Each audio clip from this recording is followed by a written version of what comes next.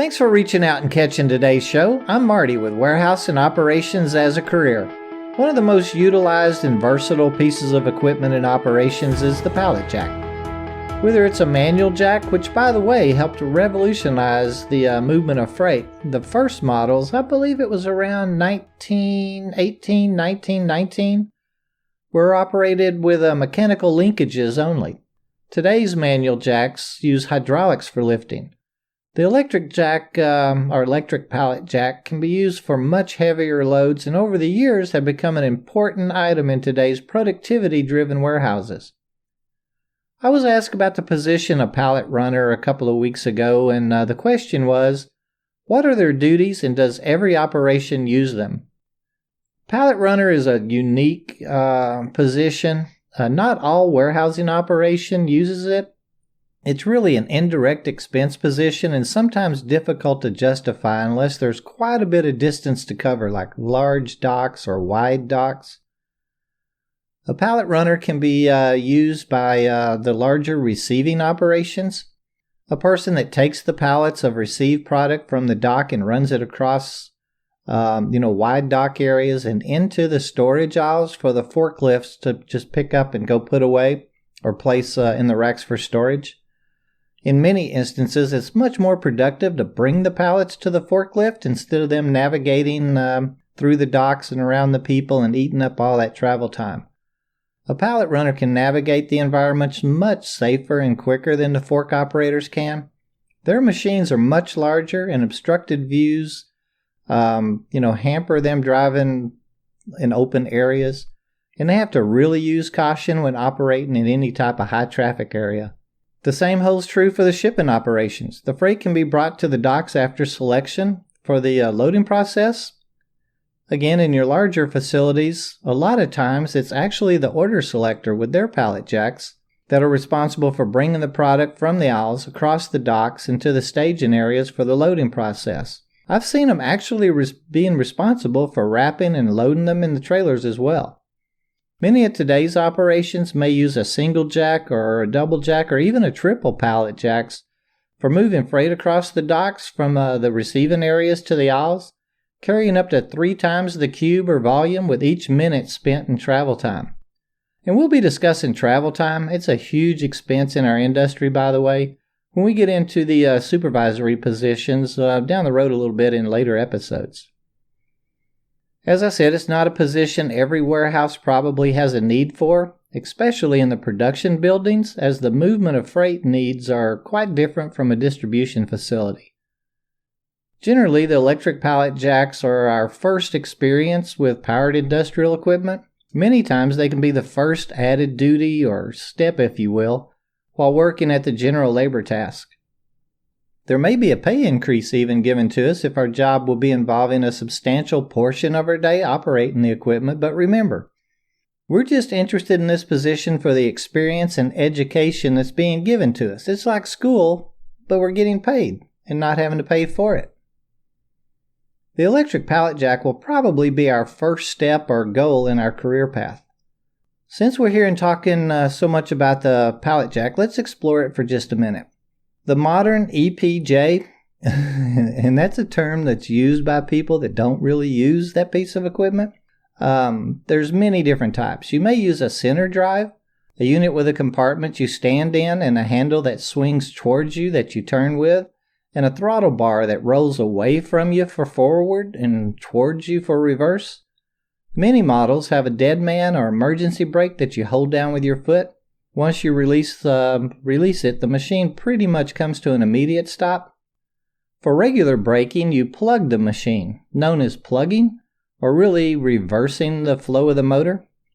When going forward and you wish to slow or stop, you would simply roll back on the throttle bar, reversing your motion. Another type of unit is the in control. There's a platform that you stand on with a handle that swings away from you, and you steer by extending and moving it from left to right. Again, utilizing a throttle bar. In many instances, I've seen a flipper type control that you control with your thumb. Then, of course, there's the various models of walkie jacks, jacks that you do not ride on, but you walk beside or walk in front of. A quick search on the internet will produce a wide array of specialty units. Also, a few I'd even reference as hand-controlled lifts because they go a little bit higher than, the 6 or 8 inches that a pallet jack may. Each model has its own unique uses, and productivity usually determines what we'll be using to perform the task that's assigned to us. As with any piece of powered industrial equipment we'll be using, there'll be some training involved. These units aren't all that difficult to operate, but we have to be trained on them. As with any machine or piece of equipment with moving parts, they can be dangerous and we can hurt ourselves or others if not properly operated, with safety being our main focus. As we know, there will be 29 CFR 1910.178 classes given to us and some training and do's and don'ts for the individual tasks that we may be assigned. One thing to mention is your toes and ankles. If you cruise Twitter at all, you've probably seen a tweet about pallet jacks and toes. Many a bruised, crushed, or injured toes and ankles are up and down the feeds. I strongly suggest, in any warehouse environment really, utilizing steel-toe boots or shoes.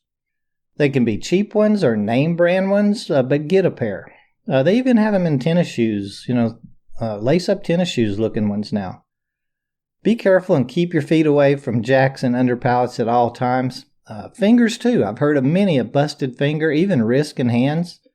It's easy to get your fingers and hands injured by running the steering into something like a ballard post or a wall or maybe even another piece of equipment.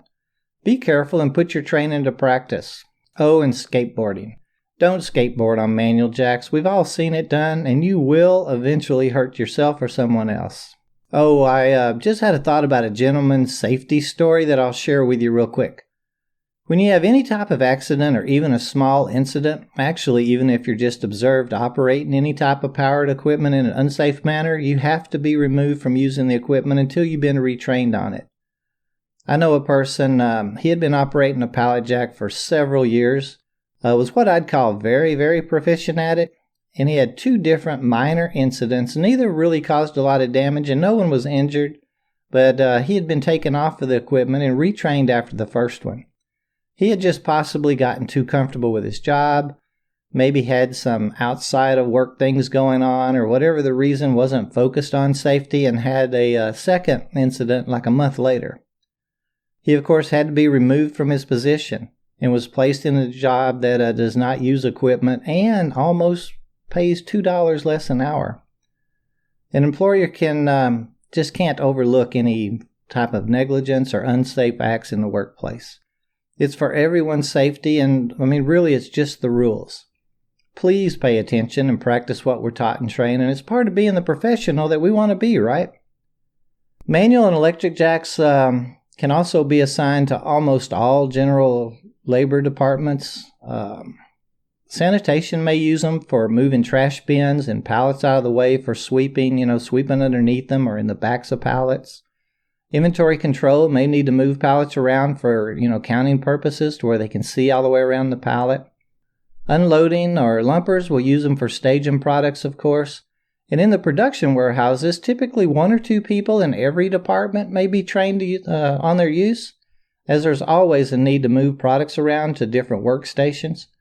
Remember, we want to be the one that raises our hand if asked, and let our supervisors and managers know that we want to learn them. We want to take on that added responsibility as it's a step in our long-term plan. It's kind of our second short-term goal. The first, of course, was getting our foot in the door. The following step may just lead to a forklift position, and this will help us prepare for its use as well. I think we've answered our question about the pallet runner position, and I really enjoyed talking about the electric jacks today. It's so interesting as I travel around to the many different types of warehouses to hear all the different names and terminology that's used when talking about the equipment that we use every day. Your facility may call them by other names, but their uses are really all the same. If you'd like to see all the different models available today, check them out online or on YouTube. There's some really interesting pieces of equipment out there. Remember, it's a part of our plan to educate ourselves, learn those keywords and actions that will get us noticed by our management team and be that employee that's asked to take on more duties and responsibilities.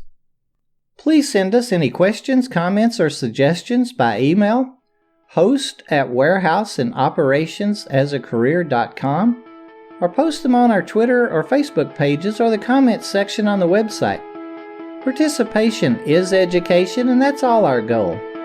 We all get busy with our jobs and our personal lives, but let's be sure to include safety and learning in our daily routines. Make it a habit. We all have family waiting on us at the end of our shifts.